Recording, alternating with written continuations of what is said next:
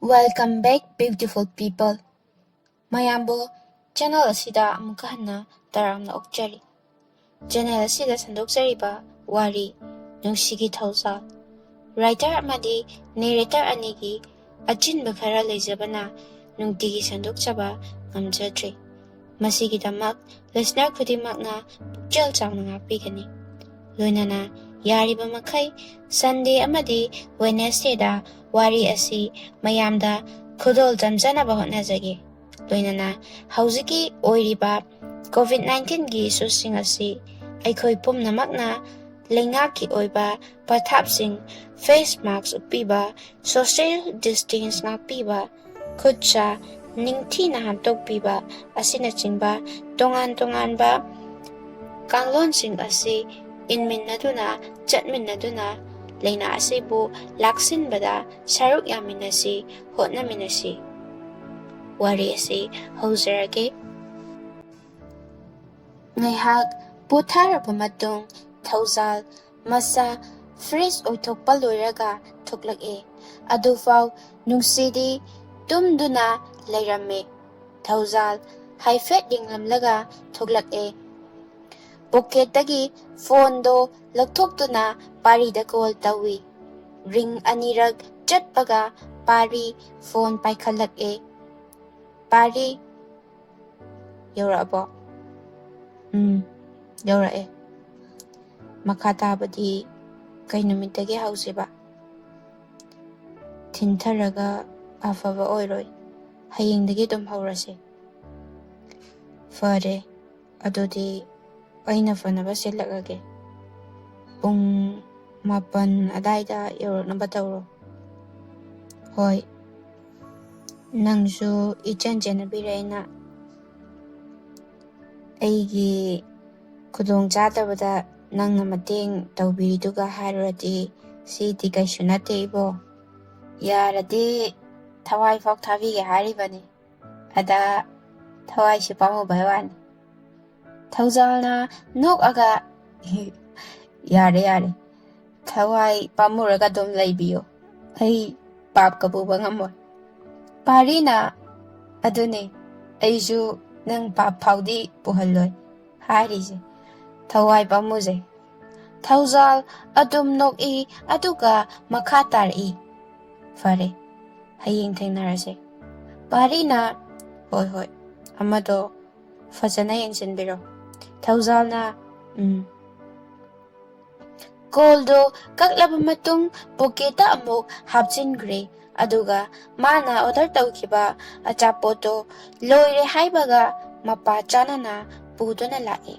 thongdu hangduna changakpada paidi papoto table-da pakhatna yam thuna thammi aduga phamung manakta pabat changsilakle nungshigi laibakta makhutto thammaga yengi khangprek khangna makhutto amuk chatoi taha nungshibu kawrai nungshi mit pangningda panglaga yamna tapna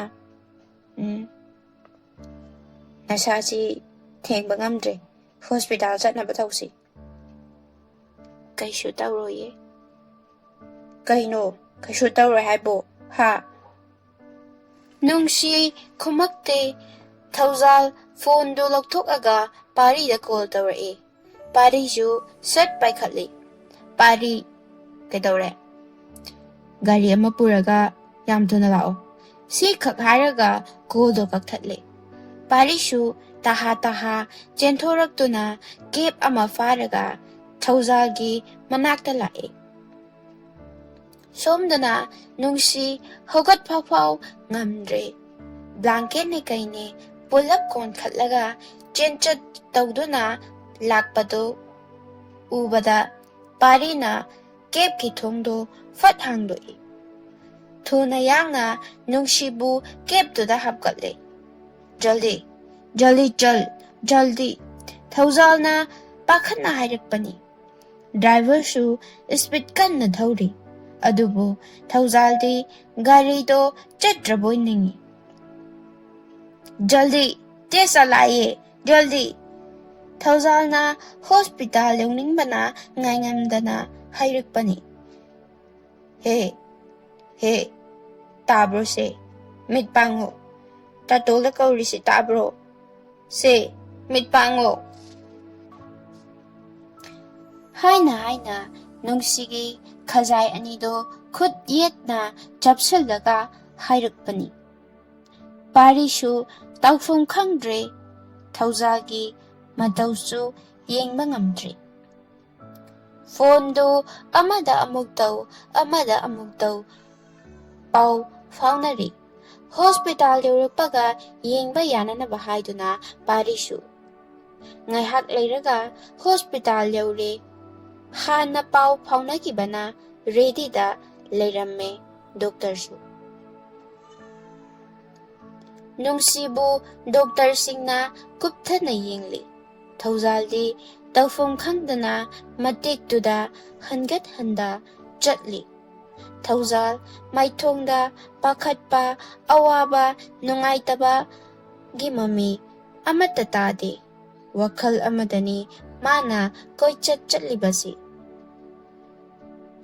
ꯁꯤꯗ ꯑꯝꯇ ꯐꯝꯃꯨꯁꯦ, ꯅꯁꯥꯗꯣ ꯋꯥꯈꯜ ꯑꯝꯇ ꯇꯥꯎ, ꯀꯩꯁꯨ ꯇꯧꯔꯣꯏ,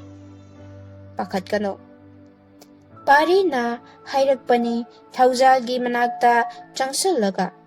ꯑꯗꯨꯕꯨ ꯊꯧꯖꯥꯜ ꯇꯥꯗꯦ, ꯋꯥꯈꯜ ꯑꯃꯗ ꯆꯠꯂꯤ꯫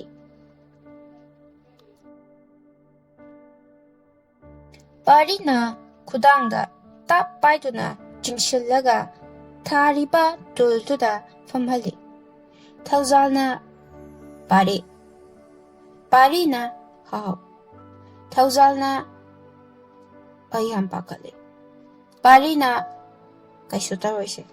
ꯑꯝꯇ ꯇꯞꯊꯧ꯫ ꯊꯧꯖꯥꯜꯅ ꯑꯩ ꯀꯩꯗꯧꯗꯣꯏꯅꯣ ꯈꯪꯗ꯭ꯔꯦ, ꯏꯁꯥꯁꯤ ꯀꯩꯅꯣꯝ ꯇꯧꯔꯦ꯫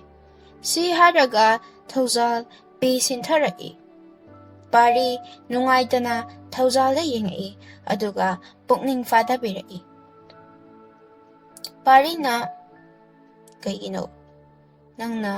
ꯋꯥꯈꯜ ꯌꯥꯝꯅ ꯈꯟꯖꯤꯜꯂꯤꯗꯤ? ꯃꯥꯕꯨ ꯐꯍꯟꯒꯦ ꯍꯥꯏꯗꯨꯅ ꯅꯠꯇ꯭ꯔꯥ ꯅꯪꯅ ꯁꯤꯗ ꯃꯥ ꯄꯨꯔꯛꯏꯁꯦ? ꯀꯩꯁꯨ ꯇꯧꯔꯣꯏ, ꯏꯁꯣꯔ ꯈꯨꯔꯨꯝꯁꯦ꯫ ꯅꯪꯅ ꯅꯨꯡꯁꯤꯛ ꯅꯨꯡꯖꯥꯅ ꯂꯩꯔꯗꯤ ꯅꯨꯡꯁꯤꯅ ꯍꯦꯟꯅ ꯋꯥꯈꯜ ꯅꯨꯡꯉꯥꯏꯔꯣꯏ꯫